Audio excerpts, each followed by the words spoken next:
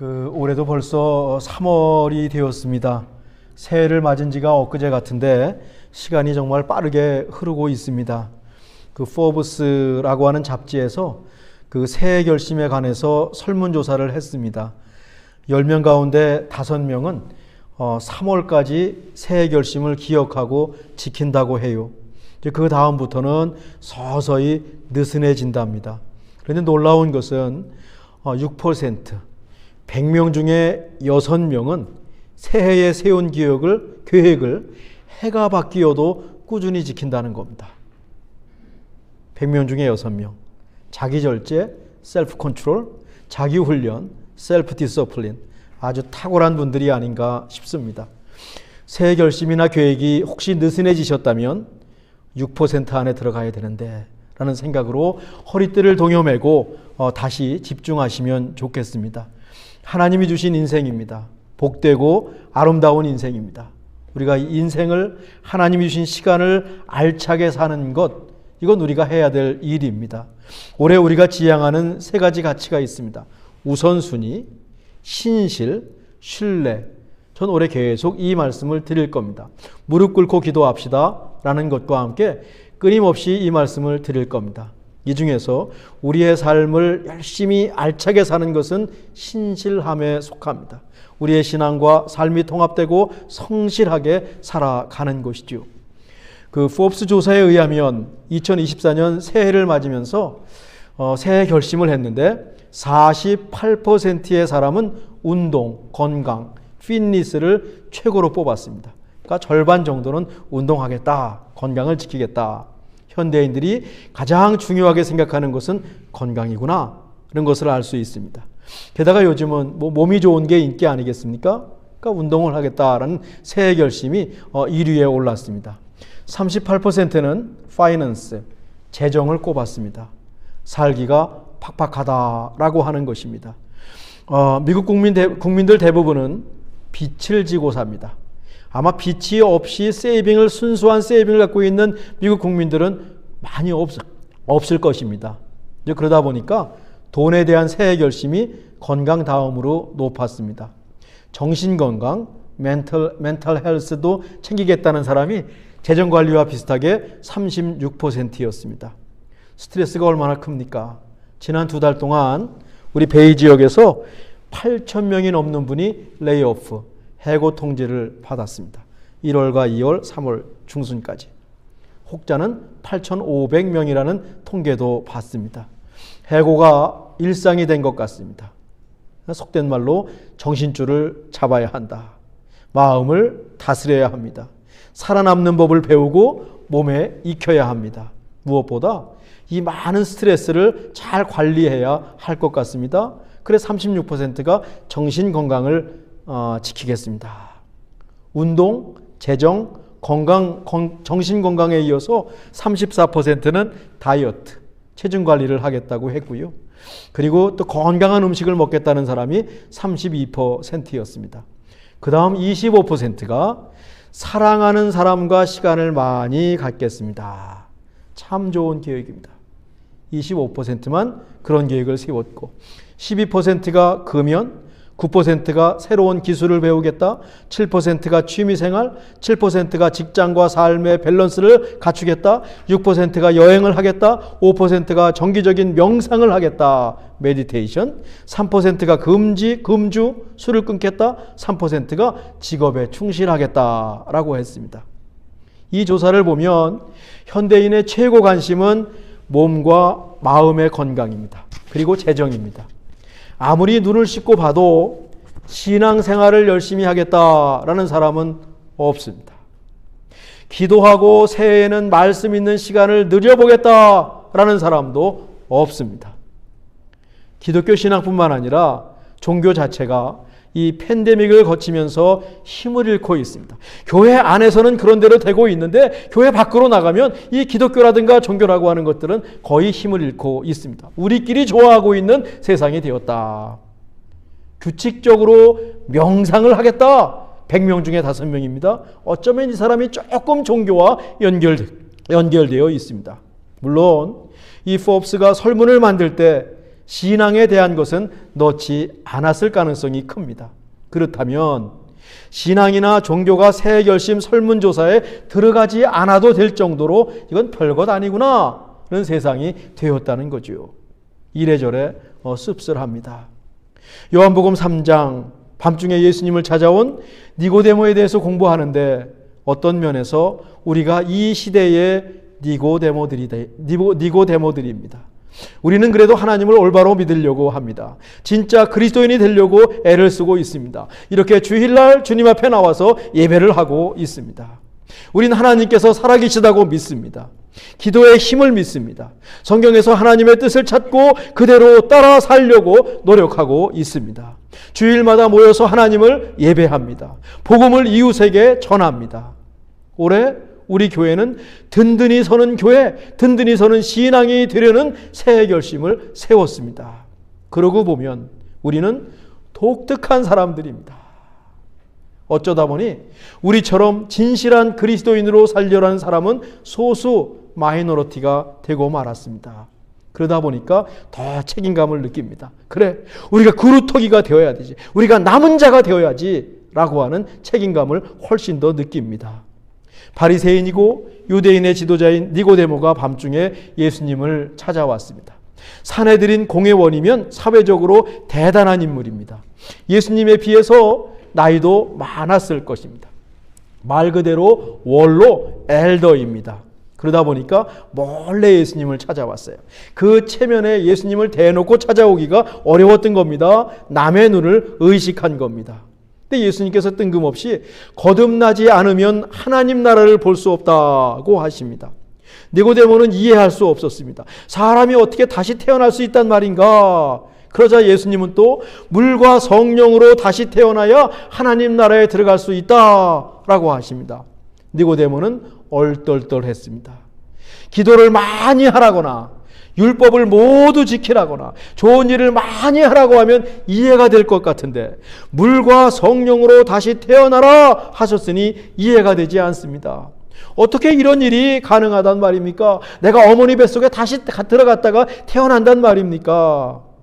지난주에 우리는 물과 성령으로 태어나는 것을 두고 물로 정결케 되고 성령으로 새롭게 된다는 것을 배웠습니다. 니고데모의 생각처럼 몸으로 2번 태어나는 것이 아닙니다. 예수님께서 말씀하신 거듭남은 하늘로부터 다시 태어나는 것이다.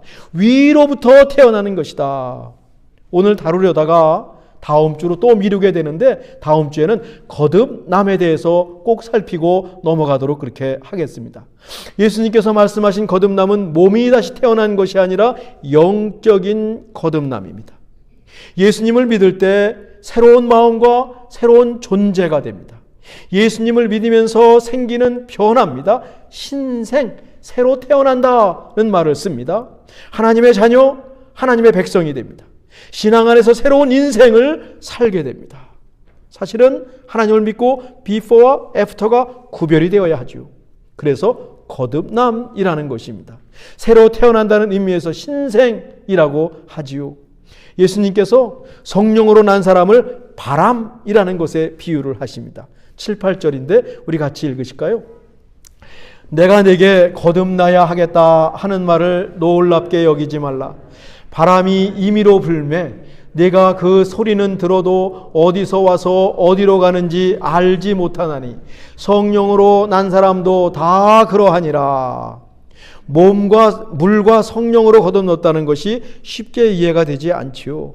앞에서 소개한 새 결심처럼 운동을 해서 근육을 키우는 것도 아니잖아요. 열심히 일해서 구자에 돈을 모으는 것도 아니잖아요. 다이어트해서 체중을 조절하는 것도 아니잖아요. 이런 건 눈에 띄는데 말이죠. 성령으로 거듭는다는 것은 알쏭달쏭한 겁니다. 알 것 같기도 모를 것 같기도 하고 때로는 의심도 생깁니다. 이것이 효과가 있는 것일까 싶을 때도 있습니다. 그런데 예수님 바람을 보십시오 라고 말씀을 하시는 거예요. 물론 요즘은 바람도 눈에 보이게 사진을 찍고 측정할 수 있는 것 같아요. 근데 예수님 당시에 바람은 눈에 보이지 않았어요. 소리만 있습니다. 사실 저 같은 사람은 아직도 예수님 당시 사람처럼 바람은 눈에 보이는 것이 아니라 그냥 소리가 있는 것으로 믿고 있습니다. 우리 권사님들도 비슷하실 것 같습니다. 하여튼 바람은 근데 분명히 존재합니다. 그런데 우리 눈에 보이지 않습니다. 존재하는데 눈에 보이지 않는 것이 바람이지요. 바람이 불어서 말이죠. 이웃집 나뭇가지가 떨어졌고 그것이 우리 교회 담장을 치면서 담장이 넘어갔습니다. 바람의 위력입니다. 바람에는 힘이 있습니다. 바람이 분명히 존재하고 바람이 힘이 있는데 보이지 않습니다. 성령이 바로 그렇다라고 예수님께서 바람을 성령과 잇대서 말씀하십니다. 왜 그러냐 하면 성령과 바람은 같은 헬라어 푸니마라는 헬라어를 쓰고 있습니다.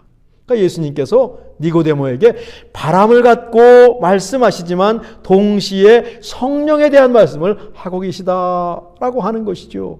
거기에 그치지 않습니다. 성령을 가리키는 히브리어가 루아흐라고 하는 것인데 이 루아흐라고 하는 것에도 숨결 또는 바람이란 뜻이 있습니다.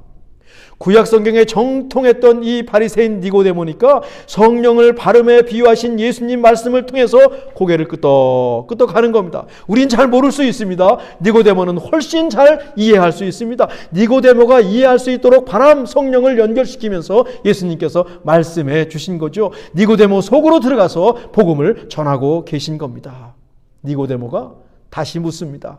9절인데 니고데모가 대답하여 이르되 어찌 그러한 일이 있을 수 있나이까. 우리가 니고데모를 통해서 배우는 신앙은 질문하는 신앙이라고 했어요. 무조건 믿는 것이 아닙니다. 질문하는 신앙입니다. 무조건 믿다 보면 믿는 것 같은데 믿지 않는 경우가 생길 수 있습니다. 자꾸 물어야 합니다. 궁금증이 생기면 질문하고 또 질문하면서 파고 들어야 합니다. 저에게 질문하십시오. 저는 여러분의 질문을 답하는 것을 아주 즐기는 목사 가운데 하나입니다. 어떤 것도 질문하십시오. 이것을 질문해도 되나? 그냥 하십시오. 제가 있는 대로 힘을 다해서 여러분에게 답변하겠습니다. 그러면 분명히 목적지에 도착합니다. 우리의 믿음이 실체임을 발견하고 깨닫게 될 것입니다. 우린 너무 믿음을 통해서 노력하지 않습니다. 나무 밑에 앉아서 저 나무가 나한테 감이 떨어지기를 기다리고 있습니다. 그러면서 하나님은 안 계시다. 하나님 믿는 것 별로 소용이 없는 것 같다라고 생각합니다. 예수님께서 니고데모에게 면박을 주듯이 말씀하세요. 10절인데 예수께서 그에게 대답하여 이르시되 너는 이스라엘의 선생으로서 이러한 것들을 알지 못하느냐. 니고데모는 예수님보다 나이가 많았을 거예요. 세상적으로 지위도 높았을 거예요. 우리가 번역을 저렇게 했는데 예수님 저렇게 말씀 안 하셨을 거예요. 이스라엘 선생으로서 그것도 모르십니까? 라고 핀잔을 주는 말이지만 젠틀하게 말씀하셨을 겁니다. 이 말에 자존심이 상하죠.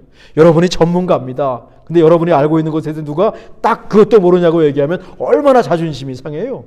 그런데 니고데모는 예수님 말씀을 경청합니다. 니고데모는 자신의 지위나 심지어 나이까지 내려놓고 예수님 말씀을 듣고 있습니다. 듣는 것 정말 중요합니다. 무엇을 듣는가 정말 중요합니다. 듣는 것이 우리의 생각을 형성하기 때문에 그렇습니다. 지난 한 주간 여러분 무엇을 들으셨습니까? 여러분 들으신 것이 여러분의 생각을 형성합니다. 하나님 말씀 들으셨습니까? 하나님 말씀이 여러분의 생각을 형성할 것입니다. 니고데모는 예수님이 하시는 말씀을 다 이해하지 못해도 예수님이 하나님에게서 오신 분임을 알고 있었기 때문에 경청했습니다. 세상적으로 출세한 니고데모에게 영적인 고민이 너무 컸어요. 영적인 갈증이 너무 컸어요. 그 채워지지 않는 목마름이 너무 컸어요. 그래서 예수님 앞에서 예수님의 말씀을 경청하는 겁니다. 현대인들이 종교에 대해서 관심이 없어 보입니다. 앞에 소개한 설문조사 보면 종교에 대한 관심이 하나도 없습니다. 멋진 몸을 만드는 운동이라든가 돈이라든가 다이어트라든가 건강한 음식 먹는 것, 기껏해야 명상 정도에만 관심을 갖고 있다고 생각합니다. 그런데요, 저는 그렇게 생각하지 않습니다. 삶이 힘들고 스트레스가 밀려오고 지칠수록 영적인 갈급함은 더 커진다고 생각을 합니다. 아무리 출세해도 마음 한켠이 늘 텅 비어 있습니다. 그것을 이것저것으로 채우는 게 문제지요. 순간의 만족일 뿐입니다. 여기 조금 저기 조금 막 돌아다닙니다. 채우려고. 거기가 바로 하나님이 필요한 영역이다. 하나님의 은혜와 하나님의 사랑으로 채워야 할 것이다 라고 저는 생각을 합니다. 현대인일수록 더 영적인 갈급함과 목마름은 더 많다고 생각을 합니다. 그렇습니다. 밤중에 예수님을 찾아온 니고데모, 저 같은 목회자는 물론이고요, 교회가 할 일은 무엇입니까? 이 시대의 니고데모를 돕는 일입니다. 이들이 교회를 찾아오고 직장이나 삶에서 여러분을 찾아왔을 때 그들의 목마름을 채워줄 그리스도의 복음을 예수님처럼 차근차근 소개하고 그들 속으로 들어가서 소개하고 거듭나도록 도와주는 것이, 성령으로 거듭나는 것이 보이지 않지만 분명히 존재하고 느낄 수 있고 거기 힘이 있다는 것을 도와주고 소개하는 것이, 이걸 잘 소개하고 안내하는 것이 우리 모두의 사명이고 이 시대의 전도라고 생각을 합니다. 예수님께서 니고데모에게 땅에 속해 있으면 하늘의 일을 알 수 없다 깨우쳐 주십니다.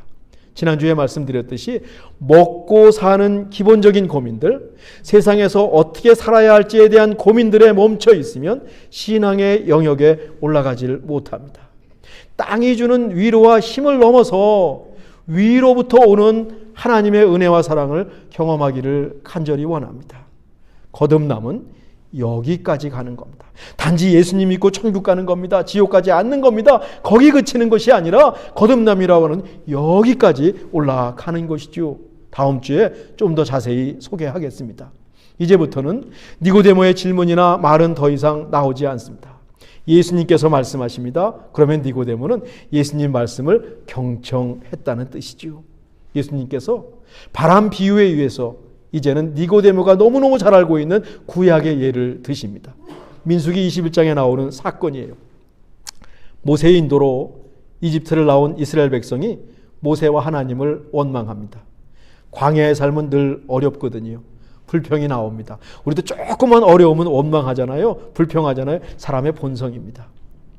정착하지 못했고 앞길이 불안한 겁니다. 불평하지요. 그런데 이 하나님을 향한 불평이 도를 넘었습니다. 다 불평하지만 이 리밋을 넘어가면 안 됩니다. 리밋을 넘어가는 순간에 이건 하나님을 무시하는 것이고 하나님을 어쩌면 굉장히 마음이 굳어졌다라고 하는 표시인데, 하나님께서 이스라엘 백성들 가운데 뱀을 보냅니다. 사막에 뱀이 있잖아요. 독사에 물려 죽는 일이 생겼습니다. 큰 재앙이 일어난 거죠. 모세가 하나님께 구해 주시길 간구합니다. 그때 하나님께서 뭐라고 말씀하시냐면 구리로 뱀을 만들어서 높은 기둥에 달라고 말씀하십니다. 뱀에 물려서 독이 온 몸이 퍼지고 죽게 되었더라도 모세가 기둥에 단 뱀을 쳐다보는 사람은 살아날 것이다. 신기한 일입니다. 상식적으로 이해가 될 수 없는 일입니다. 근데요, 실제로 구리뱀을 쳐다보는 사람은 살았습니다.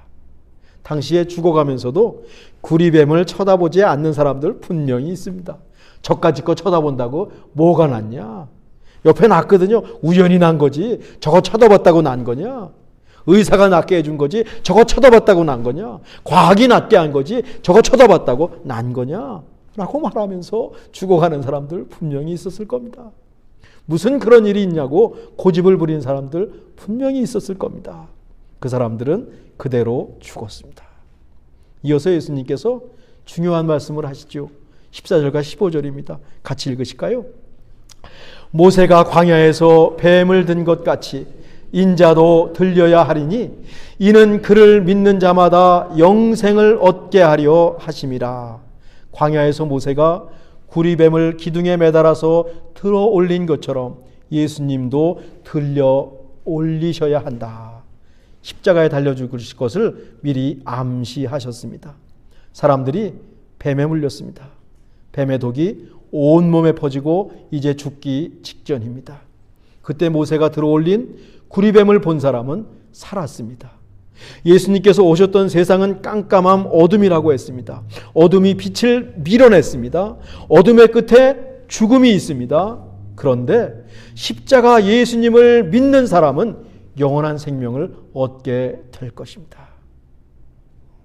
기둥에 달린 뱀을 바라보는 것이 믿음입니다.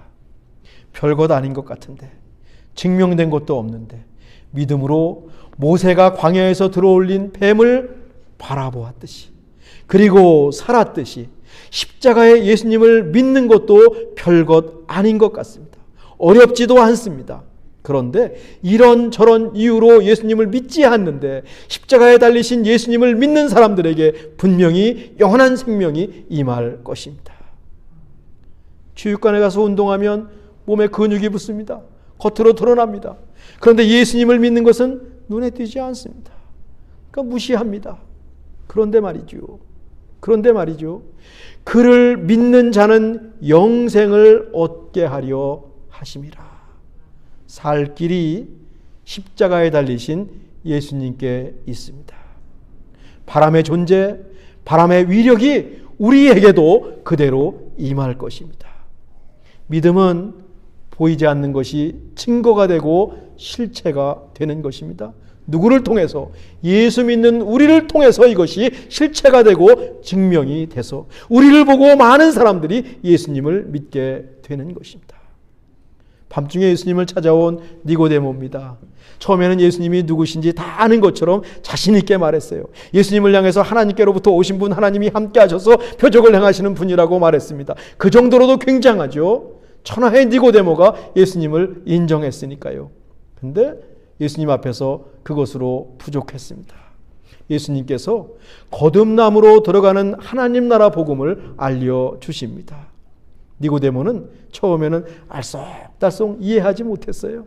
대신 2차, 3차 질문합니다. 추구합니다. 쑥쑥 들어갑니다. 그리고 예수님께서 전해주시는 하나님 나라 복음을 들었습니다. 모세가 광야에서 뱀을 든 것 같이 인자도 들려야 하리니 이는 그를 믿는 자마다 영생을 얻게 하려 하심이니라. 이쯤에서 니고데모는 자기도 모르게 예수님 앞에 무릎을 꿇었을 것입니다. 예수님 말씀에 진실로 진실로 너에게 말한다. 여기 진실로는 아멘, 아멘이거든요. 이제 니고데모가 예수님 앞에 무릎을 꿇고 아멘, 아멘 하면서 거듭남의 복음을 받았을 것입니다. 그리고 니고데모는 비록 대놓고 예수님을 믿지는 못했습니다. 그의 신분상 대놓고 예수님을 믿지 못했지만 숨은 그리스도인, 숨은 예수님의 제자가 되었을 것입니다. 니고데모를 닮고 싶습니다. 복음의 한가운데 복음의 진수 속으로 들어가기 원합니다. 그 안에 영원한 생명이 있음을 믿습니다. 그것이 진리임을 믿습니다. 십자가에 달리신 예수님을 바라보고 예수님을 생각하면서 사순절 한가운데를 살기 원합니다. 기도하겠습니다. 하나님, 바람이 어디서 불어와서 어디로 가는지 모릅니다. 눈에 보이지 않지만 바람의 존재와 위력을 우리는 다 알고 믿습니다. 바람처럼 임하시는 성령의 역사, 하나님의 손길, 예수님의 은혜와 사랑의 존재와 능력도 믿습니다. 우리 안에 예수의 생명, 십자가 예수님이 주시는 은혜가 충만하게 하옵소서. 예수님의 이름으로 기도하옵나이다. 아멘.